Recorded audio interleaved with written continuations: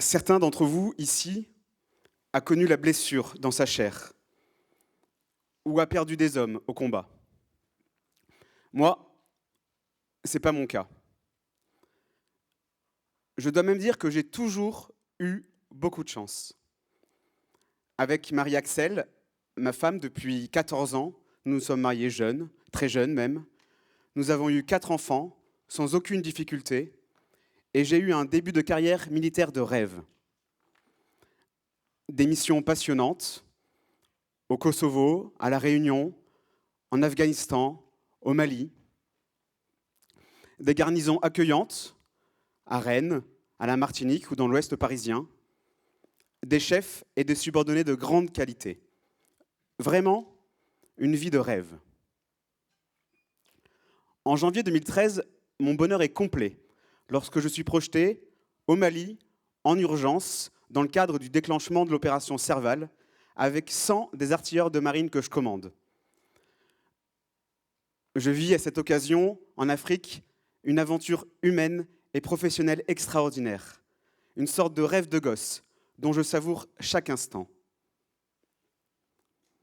Et mon bonheur atteint son summum lorsque, sur place, Marie-Axelle m'annonce le sexe de notre 4e enfant, dont nous avons appris la grossesse quelques semaines à peine avant mon déploiement en urgence. Je me rappelle comme si c'était hier. J'étais dans le désert du Mali, c'était le soir, le soleil se couchait. J'étais assis sur le toit de mon VAB et je profitais d'une dizaine de minutes de téléphone satellite pour prendre enfin des nouvelles de la maison après 3 ou 4 semaines sans aucun contact avec eux. Marie-Axelle m'annonce qu'elle attend un garçon. Après Arthur, Sibylle et Louise, c'est le double choix du roi. Un garçon, 2 filles, un garçon. Parfait. Je peux vous dire que quand je raccroche, je suis fier comme Artaban.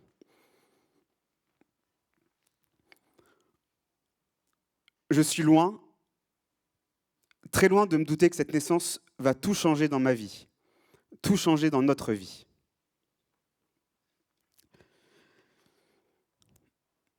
Gaspard naît quelques mois plus tard, le 30 août 2013, à Rennes, le jour de l'enterrement d'Élie de Saint-Marc, que j'admire tant. Élie sera son 2e prénom. Les débuts de la vie de Gaspard sont tout à fait normaux. Enfin, pour être plus exact, ils sont, selon moi, tout à fait normaux. Marie-Axelle, elle, voit les choses différemment.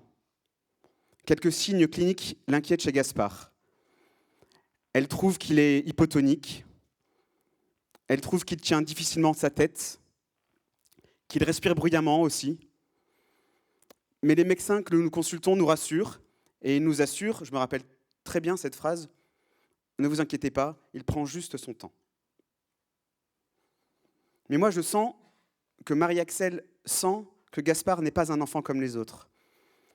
Et cette intuition féminine grandit chaque jour un peu plus. Moi, de mon côté, je ne vois absolument rien. Enfin, en réalité, je crois que je refuse de voir la vérité. Ça me paraît impossible.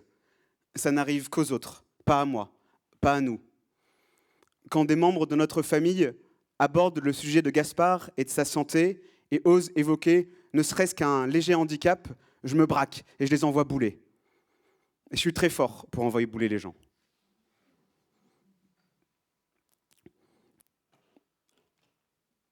Mais le 29 septembre 2014, le jour de la Saint-Michel, le diagnostic tombe. Ce jour-là, avec beaucoup de délicatesse, les médecins de l'hôpital de Garches nous annoncent qu'effectivement, Gaspard est malade. Il est atteint d'une maladie neurodégénérative, génétique incurable, la maladie de Sandoff. Il a tout juste 13 mois.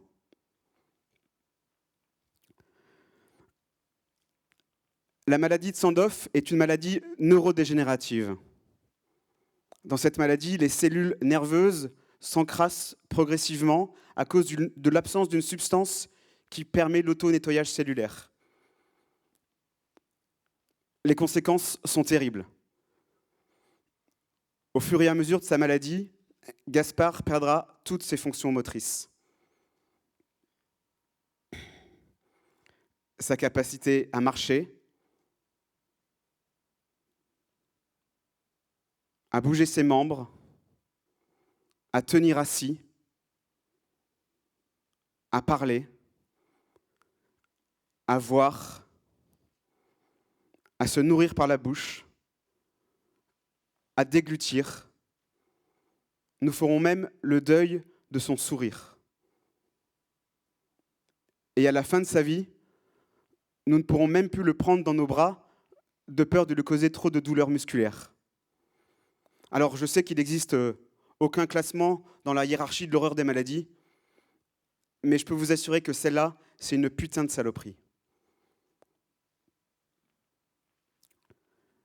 La maladie de Sandoff, c'est aussi une maladie incurable. Il n'existe aucun traitement, ni pour ralentir l'évolution de la maladie, ni pour la soigner. Le jour du diagnostic, les médecins nous disent que notre rôle sera simplement d'accompagner Gaspard jusqu'à une mort certaine et de rendre sa fin de vie la plus confortable possible. Ils nous disent aussi que 75% des enfants atteints de cette maladie ne dépassent pas l'âge de 4 ans. 4 ans.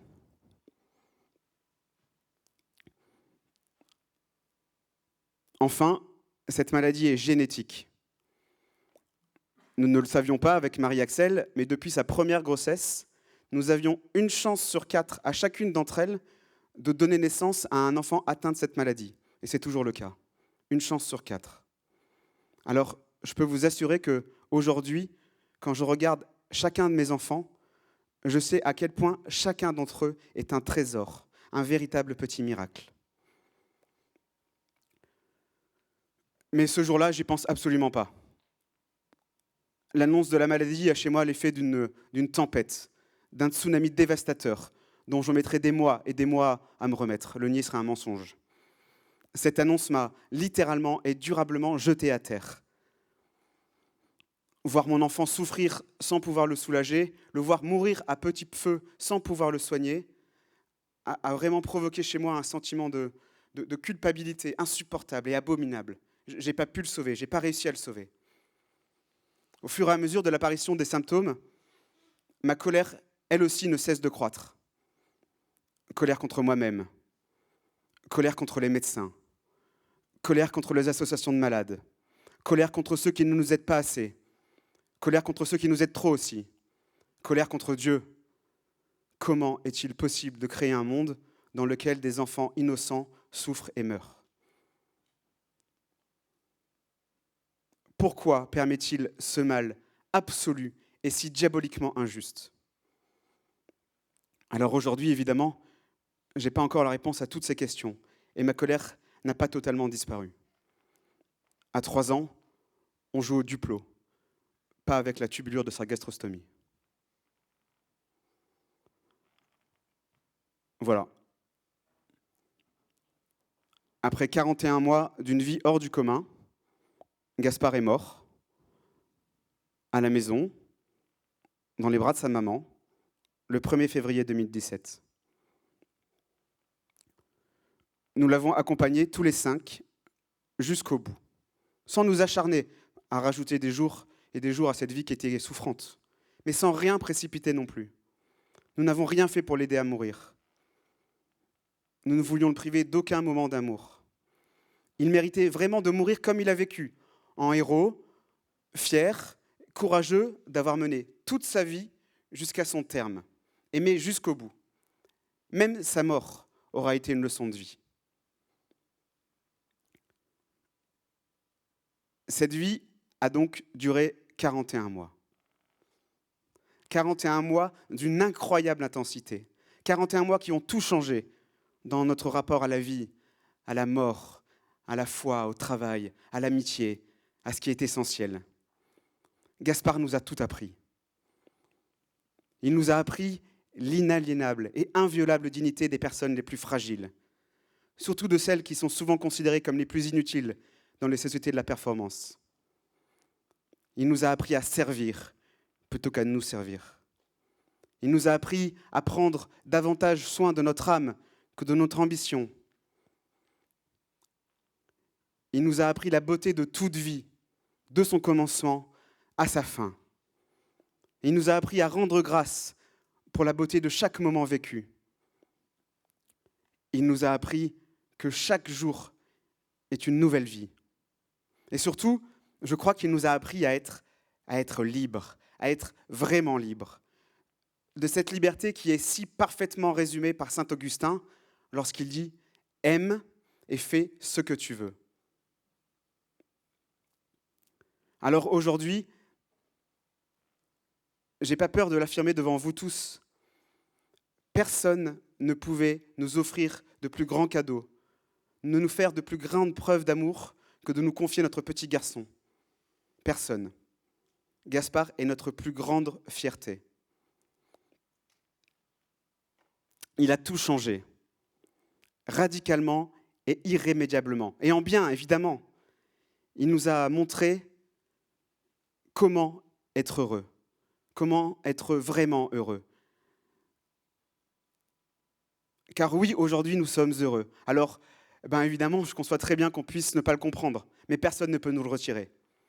Gaspard nous a appris comment être heureux. Il a été notre maître. Nous devions l'élever, mais c'est lui qui nous a élevés. Alors, aujourd'hui, nous essayons tous les 5, bien modestement, et très souvent, très imparfaitement pour moi, de savourer l'intensité de chaque moment, de chaque jour, et d'essayer d'aider aussi ceux qui sont touchés par cette terrible épreuve. Gaspard a aussi eu une incroyable fécondité. Il a touché des milliers de personnes, à travers notre témoignage sur Internet, à travers le livre que nous avons écrit à 4 mains avec Marie-Axelle, et à travers le film qui a été consacré à Gaspard. Nous avons reçu des centaines et des centaines de témoignages de gens qui ont été touchés par son si beau regard, qui ont été touchés par sa fragilité, des pères et des mères trop focalisés sur leur travail, des personnes qui, avec Gaspard, ont redécouvert la présence de Dieu dans leur vie ou la présence de Dieu dans les personnes malades, le sacrement de la tendresse. Gaspard a eux aussi tout appris. Il y a quelques jours encore, j'ai encore reçu un témoignage incroyable. C'était juste hier. Un garçon est venu me voir à table, un officier, juste à côté, en me disant « Bonjour Benoît, tu ne me connais pas, mais moi je te connais. Et avec ma femme, ça fait 7 ans qu'on voulait avoir un enfant et on n'y arrivait pas. Quand on a entendu parler de ton histoire, on a prié Gaspard. On lui a demandé de nous aider. Et devine quoi? En février 2019, après 7 ans d'attente, nous avons eu un petit garçon. Et nous avons décidé de l'appeler Gaspard. Ouais, c'est quand même dingue, non? Je crois qu'il y a vraiment quelqu'un là-haut qui a décidé de faire de Gaspard un véritable prophète. Ou alors, pour coller un peu plus à l'ambiance de cette journée, un petit soldat de l'amour. Voilà, pour conclure, je voudrais vous raconter une anecdote de la fin de la vie de Gaspard. Il devait avoir à peu près 3 ans à cette époque, et moi, c'était vraiment le moment où je me posais des milliers de questions sur le sens de cette épreuve, sur mon rôle de père, sur mon rapport au travail, sur mes combats intérieurs, sur mon égoïsme aussi, qui, hélas, n'a pas eu le bon goût de diminuer dans l'épreuve. Alors, je me suis dit que j'allais le demander à Gaspard. Je suis rentré dans sa chambre, je me suis assis juste à côté de lui, et je lui ai demandé « Gaspard, qu'est-ce que tu attends de moi? Qu'est-ce que tu veux que je fasse ?» Il n'a pas bougé. Il n'a même pas cligné les yeux. Il n'a pas émis le moindre son. Il est resté complètement impassible. Alors j'ai attendu presque 2 heures. Je suis resté à côté de lui, je l'ai regardé. Je l'ai écouté respirer. Je l'ai embrassé. Je l'ai caressé. J'ai prié un peu pour lui, pour nous. Je l'ai encore caressé. Je me suis endormi un peu, je crois aussi. Et puis soudain, ça m'a semblé évident. Il veut juste ça. Il veut juste que maintenant, je l'aime. Il ne veut pas forcément que je fasse des plans compliqués pour après-demain. Il ne veut pas forcément que je fasse tout pour le guérir. De toute façon, ce n'est pas possible. Il veut juste que, aujourd'hui, maintenant, je l'aime. C'est tout. Et c'est beaucoup. Merci Gaspard.